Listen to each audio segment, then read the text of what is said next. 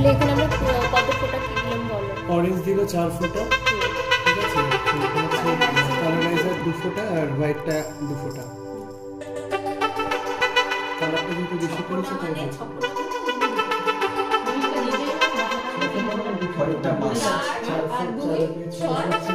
এই যে এগুলো দিয়েছো তাই তো?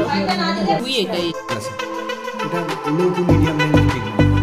তো লো টু মিডিয়াম রেঞ্জের যদি ট্রিটমেন্ট হয় ভদ্রলোকের হাতে আমরা প্রথমে কী করবো, আগে খাতা দিই, খাতা দিই করে আমরা দেখব